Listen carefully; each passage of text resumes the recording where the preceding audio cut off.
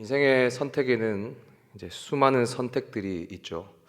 어떤 선택은 단순한 하루를 바꾸지만 어떤 선택은 이제 인생의 방향을 바꾸고 심지어는 영원한 생명과 복의 길을 바꾸기도 합니다. 사람은 누구나 현실의 그 무게 속에서 살아갑니다.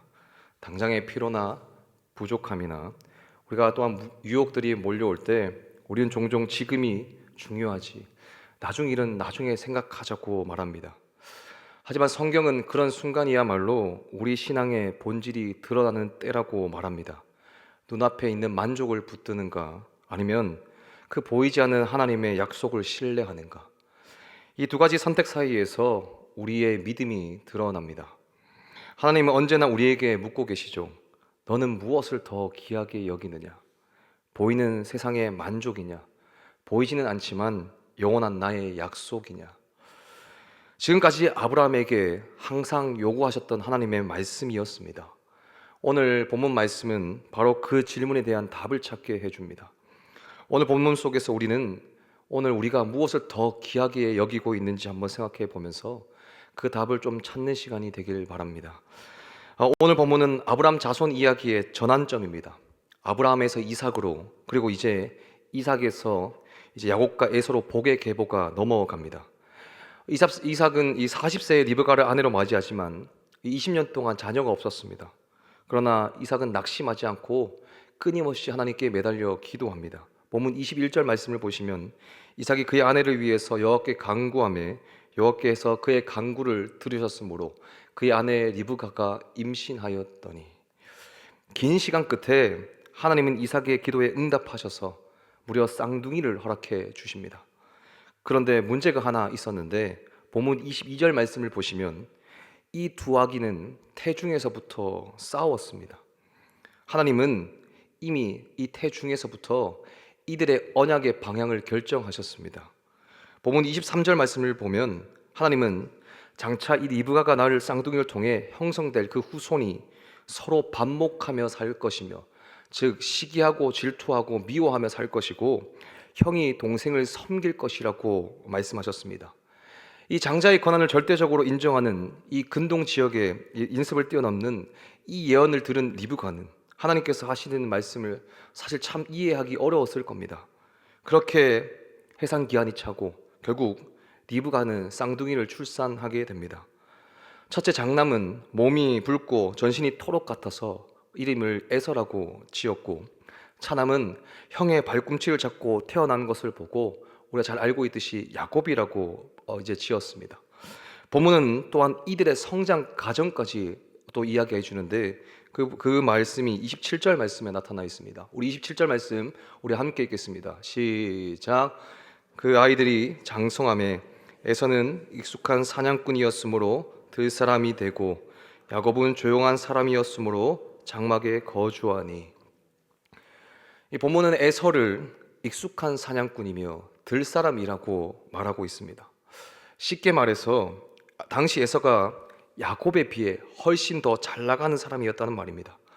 고대 사람들의 직업 중에서 가장 인기 있는 직업이 바로 사냥꾼이었습니다. 당시에는 남성다움이 매력이 있었고 그때는 강한 힘이 지배하는 사회였기 때문에 남성다운 것이 중요했고 남성다운 사람의 대표의 격이 바로 사냥꾼이었습니다. 사냥꾼들은 한 번 나가면 며칠이고 들에서 보내면서 짐승을 추격해서 사냥을 해옵니다. 요즘처럼 단순히 총으로 잡는 게 아니고 칼과 활을 활용해서 짐승을 잡으니까 사실 얼마나 어려웠겠습니까? 얼마나 힘들었을까요? 그러니까 굉장히 몸도 재빠르고 날렵해야 했습니다. 그리고 힘도 장사여야 했죠. 반면에 야곱은 어떻습니까? 야곱은 조용해서 장막에 거주했다라고 성경은 표현하고 있는데, 이것은 단지 집에서 빈둥거리면서 잠만 자고 놀고 쉬기만 했다는 것이 아니라 그는 목축하는 사람이었다는 것을 말해주고 있습니다. 집에 있으면서 양을 돌보고 이제 목축을 했습니다. 창세기를 계속 보면 알 수 있지만 야곱은 참 두뇌가 빠르고 정말 치밀한 사람이었습니다. 양을 치는 것도 그냥 막 하는 게 아니라 계획적으로 생각을 해서 하는 사람이었습니다.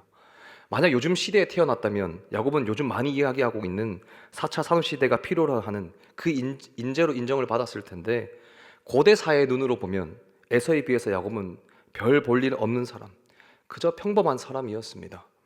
그러나 우리가 늘 알듯이 중요한 것은 하나님의 시각이죠. 하나님의 눈으로 볼 때 에서는 어떤 사람이었을까요? 먼저 우리는 아브라함, 그 할아버지 아브라함이 엄청난 거부였다는 사실을 우린 기억할 필요가 있습니다. 요즘으로 말하면 거의 재벌 수준이었습니다. 5절 말씀을 보면 아브라함은 죽기 전에 이삭에게 자신의 모든 재산을 넘겨줍니다. 그러니까 아브라함의 손자이자 이삭의 쌍둥이 아들이던 에서와 야곱은 이러한 재벌집의 아들이었던 것이죠. 요즘으로 말하면 재벌 3세입니다. 이 먹고 살기 힘들었던 시대에 재벌집에서 태어난 두 사람은 얼마나 사실 복받은 사람일까요? 그런데 이상하게도 이렇게 많은 복을 받은 에서가 사냥꾼이 됩니다. 나중에 26장에 가서 보면 아버지 이삭이 농사도 하면서 더 엄청난 거부가 됩니다. 그러니까 이삭의 집안은 목축도 하고 더불어 농업도 했던 가문입니다. 목축업과 농업을 꽉 잡고 있던 부자 가문이죠. 그런데 엉뚱하게도 에서는 목축도 또한 농사도 아니라 사냥꾼이 됩니다. 그때나 지금이나 사냥은 대개 두 가지 목적으로 합니다. 먼저는 가난한 사람들이 음식이 없어서 이 밖에 나가서 주로 먹을 것을 구하기 위해서 사냥합니다. 그런데 오늘 에서는 집이 워낙 부자였기 때문에 먹고 살기 위해 사냥을 한 게 아니라는 것을 우리는 알 수 있을 겁니다. 그렇다면 왜 그가 사냥꾼이 되었겠습니까? 다른 목적 때문입니다. 즉, 그는 사실 재미를 위해서 사냥을 한 겁니다. 27절에서 에서를 익숙한 사냥꾼이라고 표현하는데, 이 익숙한이라는 말을 원어로 보면 타고난 것이 아니고 오랫동안 잘 연습해서 숙달되었다는 뜻입니다. 그러니까 에서는 어릴 때부터 신앙을 지키는 일, 하나님 말씀을 붙드는 일, 또 막대한 재산을 잘 관리하고 이 경영하는 데는 관심이 없고 오직 자신의 쾌락을 위해서 사냥을 즐기는 일에만 몰두했다는 것을 알 수 있습니다. 그러다 보니까 집에 머무는 시간보다 들판에 나가서 지내는 시간이 더 많았을 것이고, 성경은 그러한 에서를 가리켜서 들사람이라고 부릅니다. NIV 영어 성경을 보면 이 말을 A man of the open country라고 말합니다. 즉, 꼭 들에만 있던 게 아니라 여기저기 아무데나 막 다니던 사람, 그리고 마음대로 쏘다니던 사람이 바로 에서였다는 것이죠. 돈 많은 재벌집 아들인 에서가 이곳저곳 여자들을 만나서 어울리면서 방탕하고 쾌락적인 삶을 살았던 겁니다. 그것을 우리가 어떻게 알 수 있습니까?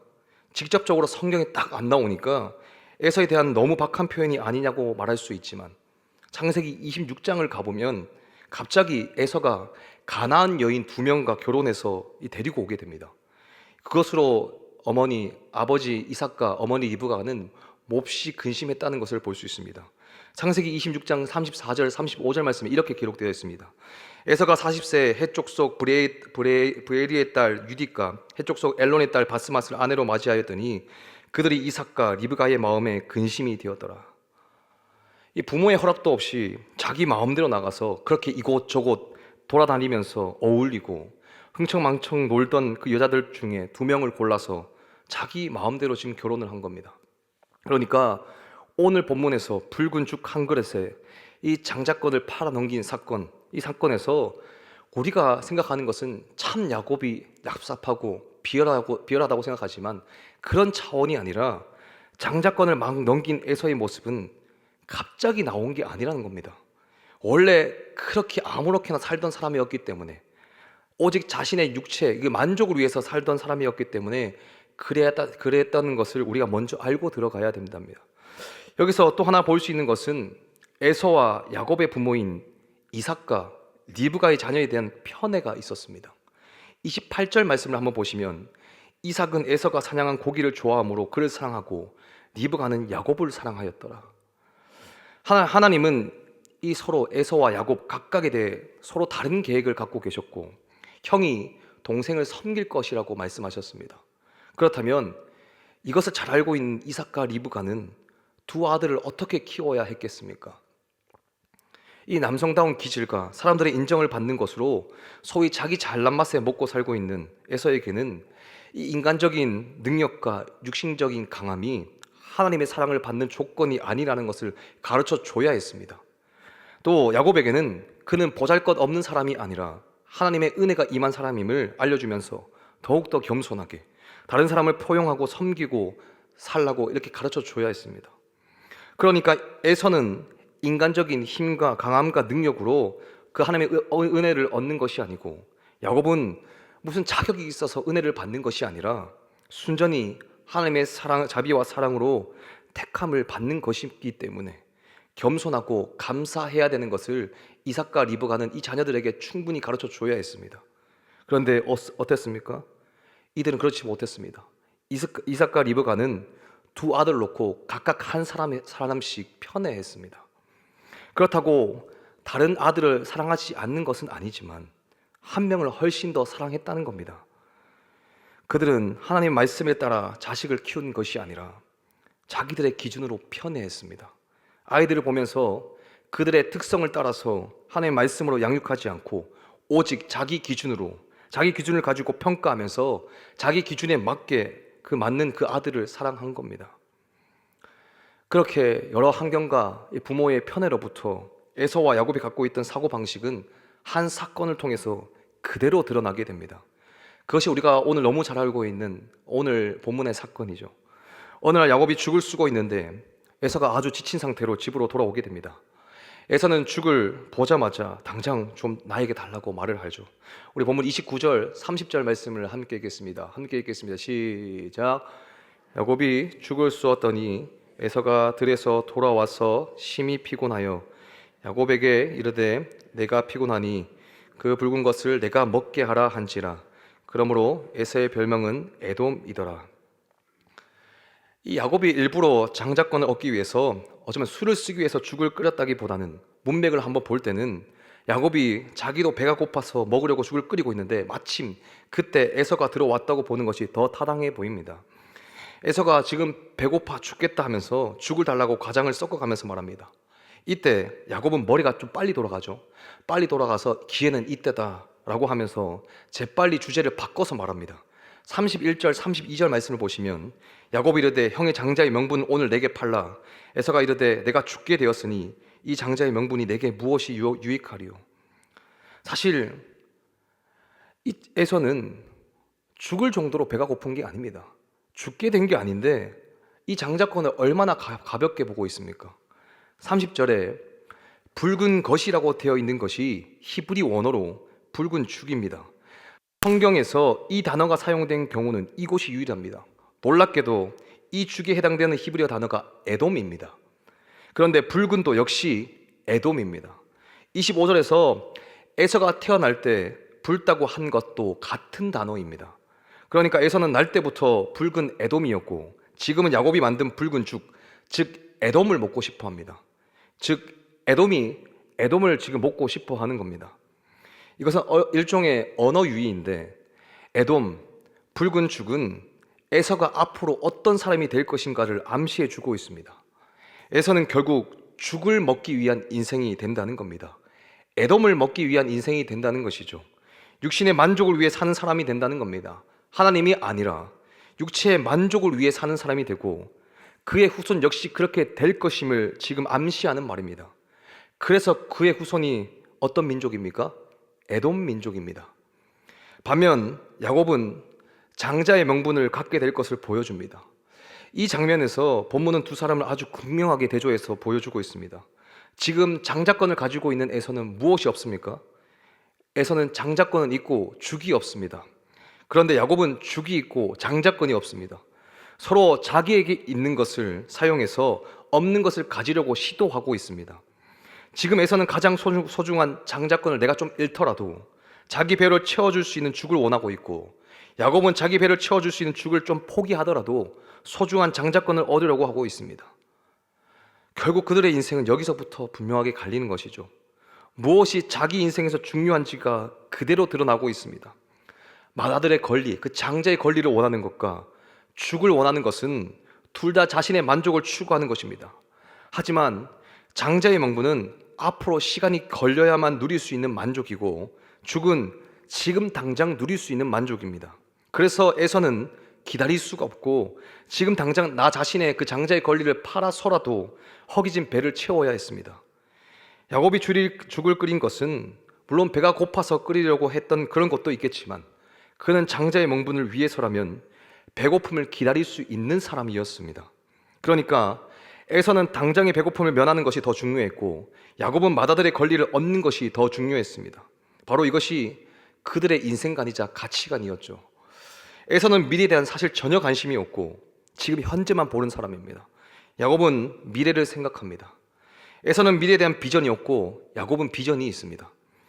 에서는 미래에 대한 계획이 없이 하루하루 아무렇게나 자기 육신의 만족, 그 육신이 원하는 대로 육신을 만족시키기 위해서 사는 그런 인생이었고 야곱은 지금 당장은 좀 힘들지만 미래를 위해서 참고 오늘을 준비하는 인생을 사는 사람이었습니다. 그렇다면 여러분, 오늘 우리 자신은 어떻습니까? 지금 당장 배를 채우는 데 집중하고 있습니까? 내 만족을 위해서 사는 그런 인생을 추구하고 계십니까? 아니면 가장 좋은 것을 얻기 위해서 인내하며 기다릴 줄 아는 그 인생을 지금 살아가고 계십니까? 당장 나의 배를 채워주는 세상의 만족을만을 바라보고 있는지, 아니면 하나님의 그 기다리게 하심 속에 장차 얻게 될 영광을 바라보는 그 삶을 우리가 살아가고 있는지 우리 꼭 고민해 봐야 합니다. 비록 야곱이 꾀를 내어서 에서가 배고픈 틈을 타서 이 장자의 명분을 달라고 흥정을 벌였지만 에서가 이 맏아들의 권리를 정말 중요하게 여겼다면 그런 정말 흥정을 절대 하지 않았을 겁니다. 그러나 에서가 뭐라고 말합니까? 오늘 본문에서 지금 나에게 이 맏아들의 권리가 뭐 그리 대단한 거냐라고 말합니다. 그런 장자권 같은 것은 별로 나에게 필요 없다는 식으로 말하면서 당장 나에게 죽을 달라고 말하죠. 야곱이 맹세까지 하라고 합니다. 야곱이 맹세까지 하라고 하니까 맹세까지 하면서 장자권을 넘겨줍니다. 에서는 지금 당장 자신의 배를 채우는 데 급급해서 장자의 명분도 가볍게 내어놓습니다. 그것은 별로 중요하거나 어쩌면 심각하게 생각하지 않았기 때문이겠죠. 그러니까 결국 나중에 장자의 권리를 잃게 되는 것은 야곱이 자기를 약삭빠르게 속였기 때문이 아니라, 물론 그것도 있겠죠, 사실은 자기가 그렇게 내어주었기 때문이라는 겁니다. 그리고 결국은 에서 자신의 탓이라는 겁니다. 장자의 명분은 결코 돈으로 사거나 팔 수 있는 게 아닙니다. 오직 하나님께서 원하시는 자에게 주시는 것이죠. 비록 장자권이 자기가 원한다고 받을 수 있는 것은 아니지만 그것을 중요하게 여기지 않고 내버리는 사람에게 절대로 주어지지 않는 것이기도 합니다. 에서가 장자의 명분을 업신여기고 팥죽을 먹기 위해서 팔아버렸을 때 그는 장자에게 약속된 축복을 포기하고 내버린 것과 같습니다. 하나님은 이 장자권을 중요하게 생각하지 않는 자에게 그 축복을 주시지 않습니다. 에서가 이렇게 하나님이 주신 장자권을 가볍게 여긴 이유가 무엇이 있겠습니까?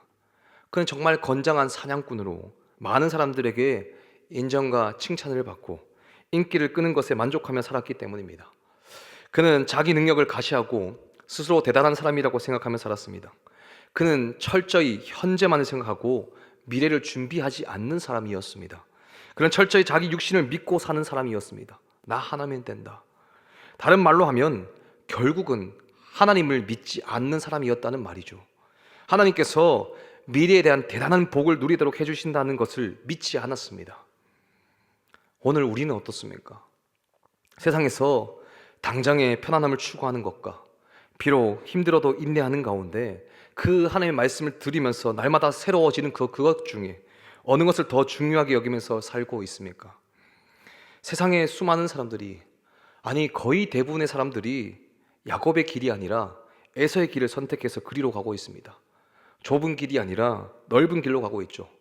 지금 당장 좀 더 나은 자리를 얻을 수 있다면 얼마든지 말씀을 포기해버립니다. 지금 당장 사람들에게 인정을 받고 돈을 좀 더 벌 수 있다면, 내가 좀 더 좋은 위치에 있다면, 있을 수만 있다면 얼마든지 신앙을 포기할 수가 있습니다. 당장의 쾌락과 즐거움을 위해서 하나님 예배하기를 얼마든지 포기할 수 있습니다. 그게 누구입니까? 바로 우리라는 것이죠. 그래서 어떻게 됩니까? 마치 신앙이 액세서리나 여가 활동처럼 되고 말았습니다. 시간이 나면 하고 시간이 없으면 하지 않는 식으로 되어버렸죠. 그것이야말로 에서의 모습이 아닙니까? 그것이 바로 팥죽 이 한 그릇 때문에 장자권을 포기하는 어리석은 자의 삶입니다. 분명한 것은 그것이 잠시의 허기를 달래줄 수 있을지는 모르겠지만 영원하게 영원토록 배부르게 해주지는 못합니다. 그래서 하나님은 오늘 우리에게 질문하시죠. 너는 지금 무엇을 위해 살고 있느냐? 너는 무엇을 지금 가장 중요하게, 가장 가치 있게 여기고 있느냐? 우리에게 가장 중요한 것은 하나님의 말씀을 듣고 그 말씀을 통해서 삶이 새로워지는 겁니다. 날마다 새로워지는 거예요. 하나님의 말씀이 나를 인도해 가시는 삶을 우리가 직접 겪어가는 삶입니다. 이것이 없는 신앙이 뭡니까? 바로 에서의 신앙입니다. 아무것도 얻지 못하고 아무 열매도 못 거두며 헛된 신앙생활에 불과합니다. 경건의 모양은 있지만 능력이 없습니다. 그럼 우리가 반드시 생각해야 될 것은 우리는 항상 이 생각으로 나아가야 됩니다. 우리는 각자 언젠가 반드시 하나님 앞에 선다는 사실입니다.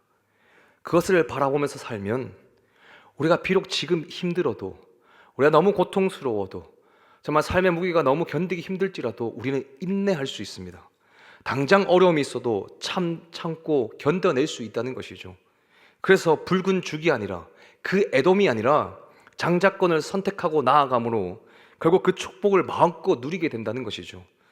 그걸 생각하면서 그 약속을 붙드는 우리 모두가 좀 되었으면 좋겠습니다. 말씀을 맺습니다. 오늘 본문을 통해서 우리는 정말 한 가지 분명한 진리를 확인했습니다. 인생은 순간의 선택으로 그 삶의 길이 결정된다는 사실이죠. 잠깐의 배고픔, 그리고 잠깐의 피로, 눈앞에 이 편안함, 이 작은 것들이 어쩌면 우리 신앙과 삶의 방향을 정말 결정하고 바꿀 수도 있습니다. 본문 속 인물은 오늘 두 가지 길을 보여주었습니다. 하나는 눈앞의 욕구와 그 편안한 길을 선택한 그 길, 다른 하나는 보이지 않는 하나님의 약속을 붙잡은 길이었습니다. 이 한 사람은 순간을 쫓다가 언약의 복을 잃었고, 다른 한 사람은 부족함과 고난 속에서도 그 하나님의 뜻을 붙들어 결국 큰 축복과 하나님의 계획 속에서 역사하는 삶을 살았습니다. 야곱의 삶은 어떻습니까?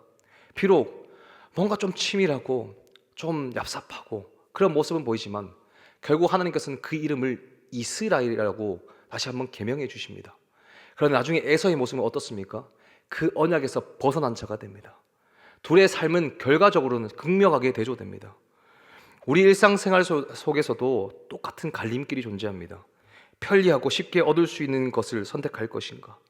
어렵고 좀 힘들어도 하나님이 주신 복을 붙들며 살 것인가? 눈앞에 만족함에 이 만족의 마음을 빼앗기면 우리는 언제든지 영적인 가치를 가볍게 여기게 됩니다. 그러나 하나님은 우리의 마음의 방향을 보시죠. 우리가 세상의 유혹과 그 눈앞의 편리함보다 하나님의 약속과 말씀을 더 귀하게 여길 때 하나님은 그 마음을 붙드시고 역사하십니다. 오늘 본문은 단지 한 가정의 그 이야기로 끝나지 않습니다. 우리의 매 순간 선택 속에서 동일한 교훈을 줍니다. 우리의 어쩌면 선택이 우리의 성격을 만들기도 하고, 우리의 성격이 또한 우리의 습관을 만들고, 우리의 습관이 결국 우리의 인생의 방향과 하나님 앞에서의 복을 결정한다는 사실입니다. 그렇기 때문에 여러분, 매 순간 영적인 우선순위를 우리는 항상 점검해야 합니다. 잠깐의 배고픔, 잠깐의 편안함, 잠깐의 만족, 잠깐의 그 세상의 욕심이 우리로 하여금 하나님의 약속과 복을 놓치게 하지 않도록 우리는 주의해야 합니다. 우리에게 주어진 장자의 명분, 즉 하나님이 주신 영원한 복과 언약을 어떤 대가를 치르더라도 붙잡는 삶을 우리는 살아내야 합니다. 하루하루를 살아가실 때 당장의 눈앞에 있는 그 세상의 유혹에 넘어가지 않고, 세상 만족 바라보지 않고, 영원한 축복 주기 원하시는, 그 축복을 우리가 받아서 누리기 원하시는 하나님의 언약의 약속을 믿고 나아가는 우리의 모든 삶이 되기를 간절히 소망합니다. 우리 시간 말씀을 생각하시면서 우리 함께 기도하겠습니다.